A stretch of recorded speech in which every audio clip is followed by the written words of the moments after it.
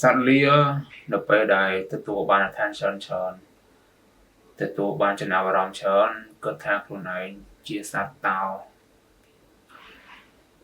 នៅក្នុង social media ថ្ងៃអត់ខ្វះមនុស្សបែបហ្នឹងមនុស្សដែលគិតថាខ្លួនឯងនៅលើគេគិតថាខ្លួនឯងល្អជាងគេឬក៏សំខាន់ជាងគេដោយសារចំនួន follower ខ្លួនឯងឬចង់តែ social media វាប្រៀបបានដូចជាអីមួយដែលបំផោងភាពអំនួតរបស់មនុស្សរាល់ថ្ងៃដែលធ្វើឲ្យមនុស្សខ្លះគិតថាខ្លួនឯងសំខាន់ជាងធាតុពិតរបស់មនុស្សម្នាក់ហ្នឹង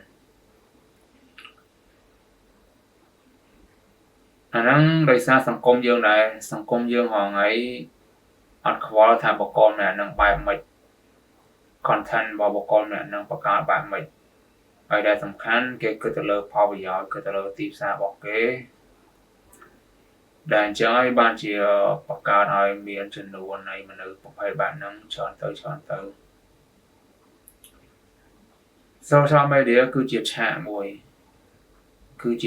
យដែលមនុស្សភាគច្រើនព្យាយាម perform ព្យាយាមពាក់ម៉ាស់សម្ដែងបង្ហាញអ្វីដែលល្អបង្ហាញអ្វីដែលព្យាយាមបត់បាំងនៅនៅពីក្រោយហ្នឹងរឿងរ៉ាវនៅពីក្រោយឆាក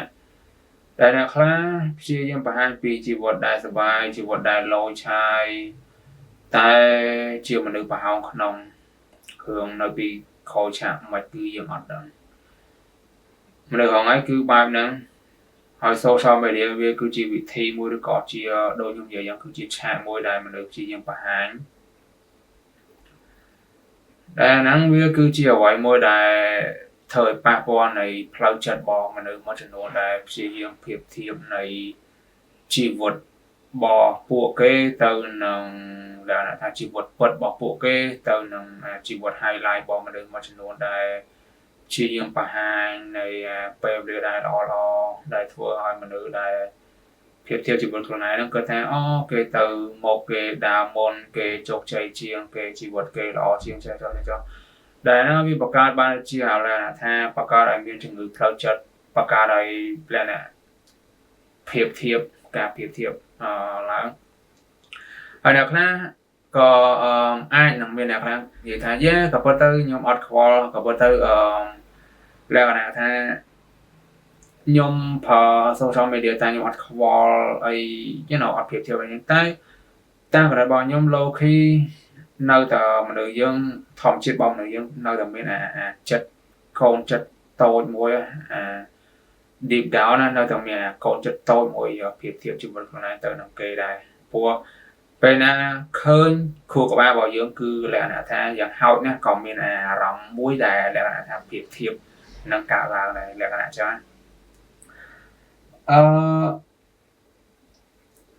ខ្ញុំគាត់ថាបើយើងមើលទៅ social media ជំនាន់2016 17ហើយវាគ្រាន់តែជាលក្ខណៈមនុស្សយើងគ្រាន់តែយក social media វាជាផ្នែកតូចមួយនៃជីវិតមកដូចរាល់ថ្ងៃមនុស្សយើងគឺ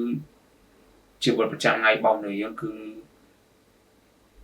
ហួរនៅតាមរយៈ social media ខ្លាំងមែនតើនិយាយមែនអ្វីផ្សេងៗគឺទទួលរងឥទ្ធិពលឬក៏ influence ចេញពី social media ច្រើនខ្លាំងហើយភាគច្រើនគឺទទួលរងឥទ្ធិពលនៃភាពអវិជ្ជមានច្រើនជាងវិជ្ជមាន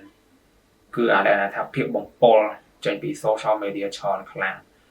អ្វីផ្សេងគឺដើរជុំវិញ social media ច្រើនហើយ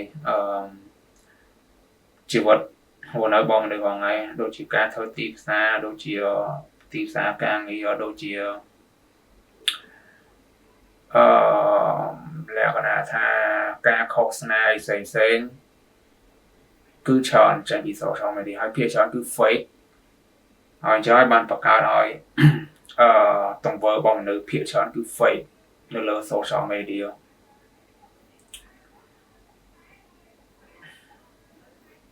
ដែលនឹងបង្កើតបានជាអ្នកខ្លះព្យាយាម seeking validation ការដែលចង់បាន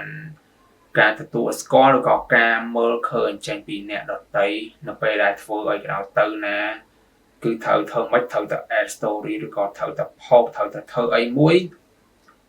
ដើម្បីធ្វើមិនឲ្យគេឃើញលក្ខណៈនិយាយទៅលក្ខណៈថាស្ដាប់មើលទៅវាគួរចង់សើចជាសារលក្ខណៈថាភាពសប្បាយលក្ខណៈថាភាពសប្បាយឬក៏លក្ខណៈថាអារម្មណ៍របស់យើងគឺកំណត់ឬក៏វាតម្លៃដោយអ្នកផ្សេងលក្ខណៈអញ្ចឹងពេលខ្លះតម្លៃដែលយើងអ្វីដែលយើងទទួលបានសម្រាប់បានគឺធ្វើមិនត្រូវតែឲ្យគេឃើញឲ្យត្រូវតែមានគេសរសើរត្រូវតែមានអ្នកដែលលក្ខណៈថាត្រូវតែផុសធ្វើមិនឲ្យមានគេសរសើរលក្ខណៈថាតម្លៃមួយហ្នឹង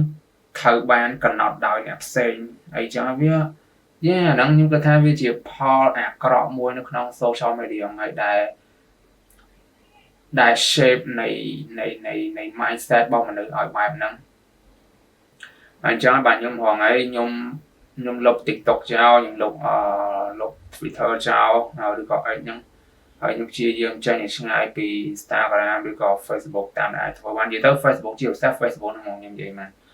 Facebook គឺជា platform មួយដែល toxic ដែលសម្បូរទៅដោយរឿង drama ដែលអត់ប្រយោជន៍ច្រើនខ្លាំងមែនតើ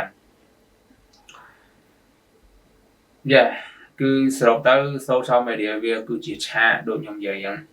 ខ្ញុំហៅ social media ហ្នឹងវាគឺជាឆាកដែលមនុស្សគ្រប់គ្នាភាគច្រើនគាត់ថាភាគច្រើនព្យាយាម perform ព្យាយាមសម្ដែងហើយខ្ញុំគាត់ថាសំណួរមួយដែលត្រូវនឹង topic នៃវីដេអូហ្នឹងដែរគាត់ថាតើ